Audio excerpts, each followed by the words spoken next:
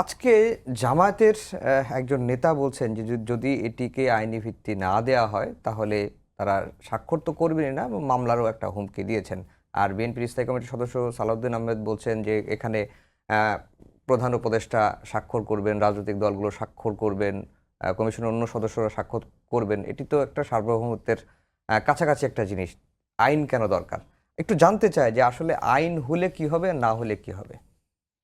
এত বড় ইনডেমনিটি করেছিল, সেই ইনডেমনিটি কুলায়নি। হুম। ওই ইনডেমনিটির মধ্যেই হত্যাকাণ্ডের বিচার হয়েছে।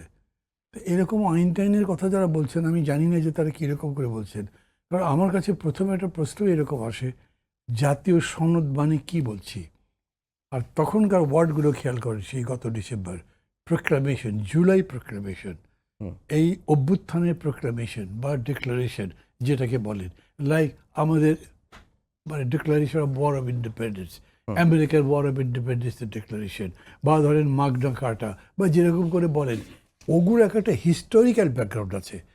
নিশ্চিতভাবে আমি মনে করি যে বাংলাদেশে 24 সালে যে ঘটনাটা ঘটেছে ওটা একটা হিস্টোরিক্যাল ব্যাপার, মানে বিশ্ব ইতিহাসে লিখিত হবার মতো একটা বিষয়।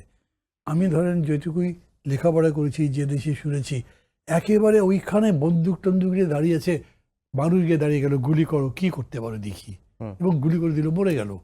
মানে আপনি মিছিল করছেন, স্লোগান দিচ্ছেন উত্তেজনার মধ্যে, তখন পুলিশ গুলি করে এসে মরে গেছেন। ওটাও খুব সাহসী আত্মদান।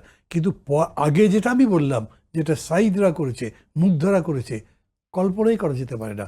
আপনি তাকে গ্লোরিফাই করবেন না, আপনার ইতিহাসে রাখবেন না। আপনি কিন্তু কোনো ডিক্লারেশন দিয়ে বরকত সালাম রফিক জব্বারকে রাখেননি, আপনি ভাষা আন্দোলনকে রাখেন নাই, কিন্তু সেটা আমার কাছে আইনের মতো বা তার চেয়ে বড়।